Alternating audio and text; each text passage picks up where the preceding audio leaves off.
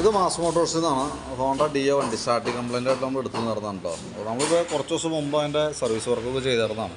അന്ന് കാർബറേറ്റർ കാര്യങ്ങളൊക്കെ കഴിച്ച് ക്ലീനിങ് ഒക്കെ ചെയ്ത് റെഡി ആക്കിയിരുന്നതാണ്.